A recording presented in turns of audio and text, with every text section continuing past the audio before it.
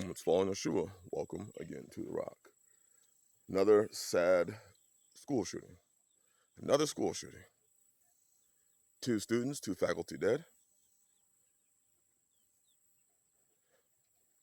And a lot of people are saying right now, well, my children go to good schools, so I'm not worried about this. My child goes to a school that is this, so I'm not worried about this. Because I talk about the benefits of homesteading. Homeschooling. And before it was called homeschooling, it was just called schooling, right? I'm just saying. That's how we schooled our children before we allowed somebody else to come over and take over the controls. It's a whole agenda.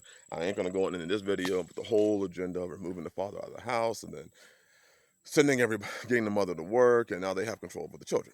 But I digress. My child goes to a good school. I'm not worried about that. You do understand that these shootings aren't done by the school. These shootings aren't done by the faculty. These shootings are done by students. It doesn't matter if you go to a school where your children test good. My child goes to a school, they have excellent test scores. What does that have to do with the student over there who is going through whatever he's going through? Whatever he's got going on in his life or she's got going on in her life, and she decides to bring a gun and shoot the child. What does just the school's test scores have to do with that? Well, my children go to a school in an affluent neighborhood. These shootings are happening there too, right? They're happening in well-off areas, they're happening in poor areas. The problem is that when your children are around other students, it doesn't matter how good the school is. Just like it doesn't matter how good, when there used to be malls, how good a mall was. If somebody was going to shoot up a mall, it takes a person with an agenda, with a vendetta, with anger issues, with emotional issues, with mental issues, demonically influenced to do something. It doesn't matter what school you go to. So I teach and I talk about homeschooling. Why? Because I know who my children hang around. Do you know? Let's say a child goes to a school with 800 students. Do you know, which is a small school? I went to school. My high school had 2,500, 2,700. Do you know every single student in that school and their upbringing and their parents and what they believe? Because that's all it takes. That's all it takes. So while you're over here talking about, the school I go to is a good school, it doesn't change the fact that it takes one bad parent, one bad student, one demonically possessed student, and the game's over.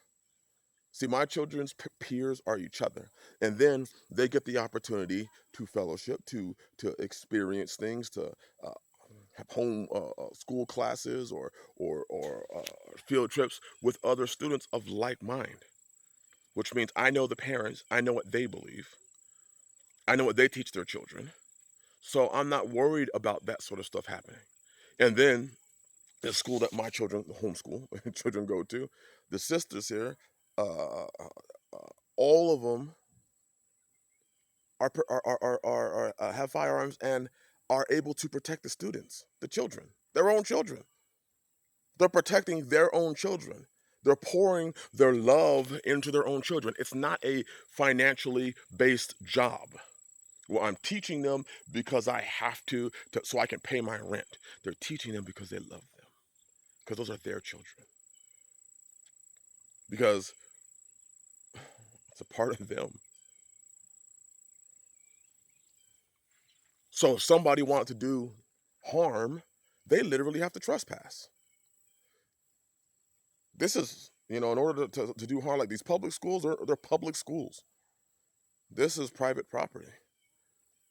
So if a person trespasses to do harm to my children, you have to trespass in the private property with teachers that believe in protecting the students, with a principal that believes in protecting his students, his offspring, his children. There are no arguments as to, well, do the teachers have a right to have a firearm so that the children are protected? The children are going to be protected. Believe me, they're going to be safe.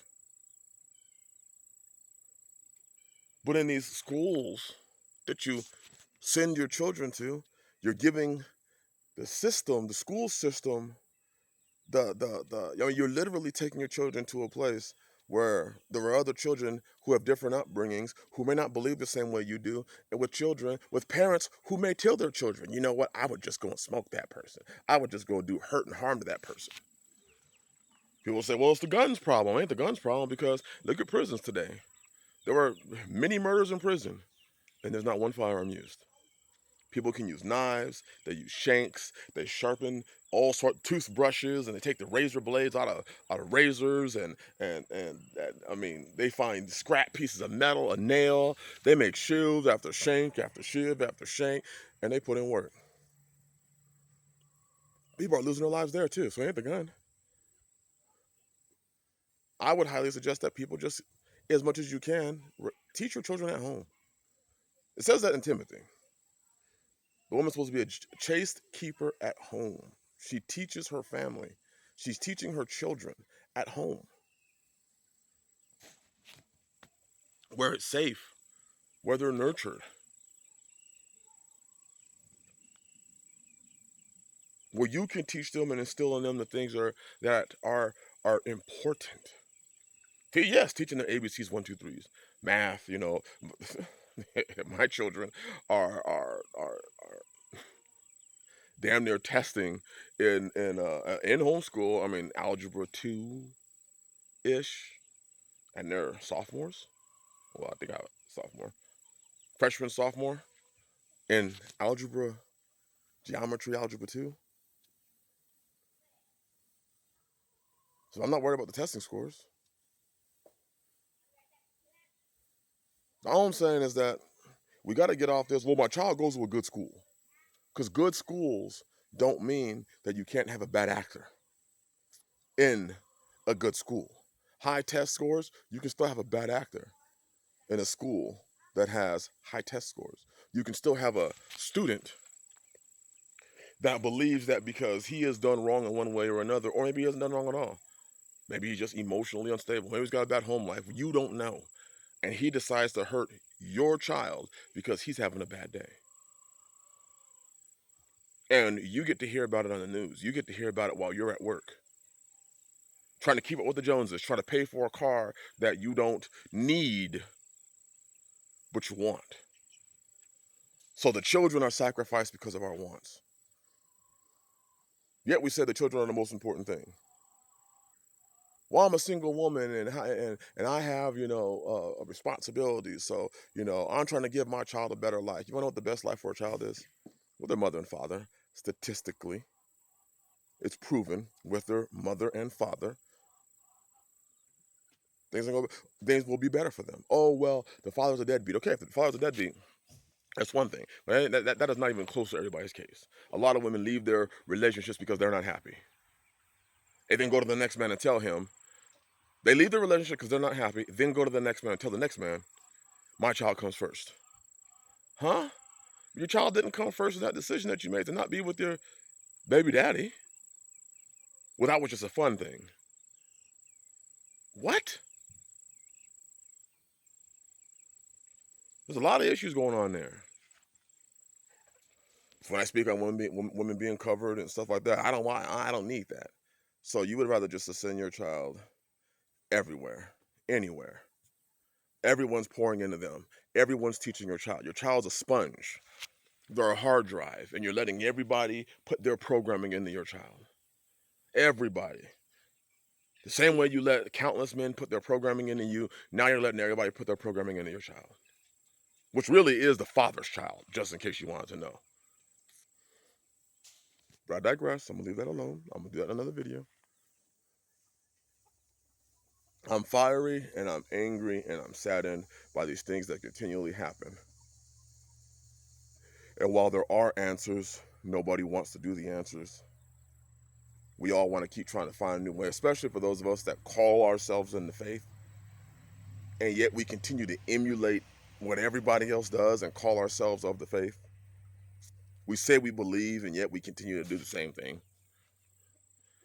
And nothing ever affects us until it happens to us. Then suddenly we want to call on Yah and try to find a better way.